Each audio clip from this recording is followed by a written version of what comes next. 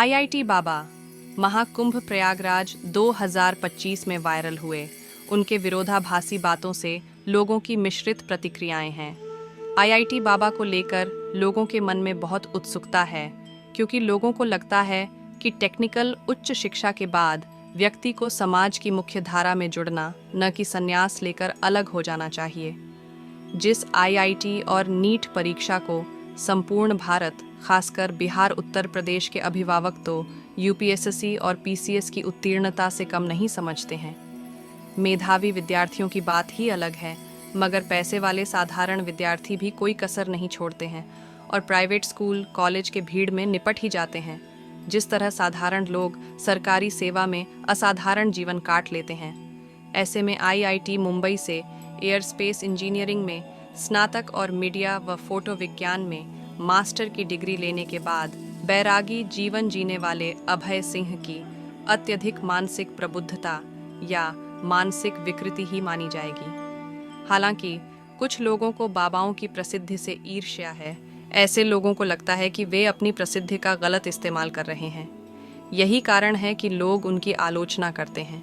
कभी बाबा ऐसे वक्तव्य भी देते हैं जो समाज के मूल्यों या तर्क के खिलाफ होते हैं।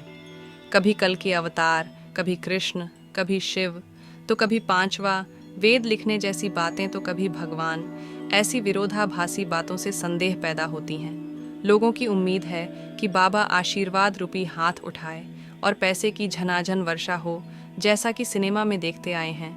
बाबा भूत और भविष्य बताएं, या कम से कम समाज के लिए स्पष्ट और सकारात्मक संदेश दें, न कि भ्रम फैलाएं। लोगों को लगता है कि बाबा अपनी प्रसिद्धि से लोगों को प्रभावित करने में लगे हैं, जबकि ऐसी बात की उम्मीद नहीं है।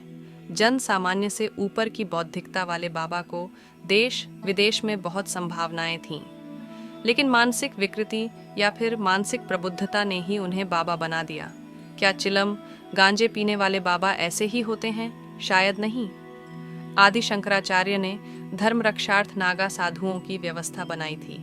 भारत में तकरीबन 5 लाख नागाओं की बड़ी फौज विषम हिंदू परिस्थिति में अपने को तैयार मानते हैं, जबकि स्वयं शिवत्व का अंश अघोरी साधु व आईआईटी बाबा भी अपने को मानते हैं। सोशल मीडिया, इंस्टाग्राम पर लाइव रहने वाले मॉडर्न बाबा और आध्यात्मिक गुरुओं की वर्तमान स्थिति एक गंभीर चिंता का विषय है। साधु संत अब हर जगह असुरक्षित महसूस कर रहे हैं। यह सच है कि वर्तमान समय में आध्यात्मिक गुरुओं को लेकर लोगों में विश्वास कम होता जा रहा है। इसके कारण है राजनीतिक द्वेष में बच्चों के अपहरण से जोड़कर महाराष्ट्र बाबाओं का लिंचिंग करने के प्रमाण हैं। तर्क और विज्ञान पर ज्यादा भरोसा करके लोगों की आध्यात्मिकता की धारणा बदल गई है। इस्लामी क्रिश्चियन बाबाओं के झाड़ फूक के कारण बनावटी इंटरनेट तत्कालिक लाभ दिखाकर लोगों में अविश्वास पैदा हो चुका है। कुछ बाबाओं के विवादित बयान और आचरण ने लोगों का विश्वास डगमगा दिया है। सच तो यह जो भगवान की जगह खुद की पूजा करवाने वाले सभी ढोंगी बाबा हैं। हाँ, अन्य धर्मों की तरह धीरेन्द्र शास्त्री भी जवाबी हिंदुओं के रूप में ज़रूर उभरेन हैं। आजकल बाबाओं की स्थिति वन्य प्राणियों जैसी हो चुकी है, क्योंकि जंगल खत्म और वन्य प्राणियों का प्राकृतिक आवास नष्ट हो रहा है। उसी तरह बाबाओं के लिए भी एक सुरक्षित स्थान खत्म होता जा रहा है। शहरों में लोग अधिक चतुर और संदेही हो गए हैं। वे बाबाओं को संदेह की नज़र से देखते हैं, खासकर जब उनके इरादों पर सवाल उठाते हैं। आजकल बच्चों के अपहरण की घटनाएं बढ़ी हैं और लोग किसी भी अज्ञात व्यक्ति पर संदेह करने लगे हैं। हालांकि कुछ शरणार्थियों द्वारा बाबाओं को बदनाम करने में खूब हाथ रहा है। नहीं तो गृहस्थ जीवन जीने वाले भिक्षावृत्ति वाले बाबाओं को सम्मान की दृष्टि से देखने की भारतीय प्राचीन परंपरा रही है। अरबी आक्रांताओं ने इस परंपरा को क्षीण भीन कर डाला। दुष्परिणाम आज देखने को मिल रहा है। हिमालय के कंदराओं में या बाबा अब केवल अयोध्या, काशी और हरिद्वार जैसे धार्मिक स्थानों पर ही सुरक्षित हैं। अखाड़े ही पहचान, हाँ, जहां बाबाओं को सम्मान और सुरक्षा मिलती है।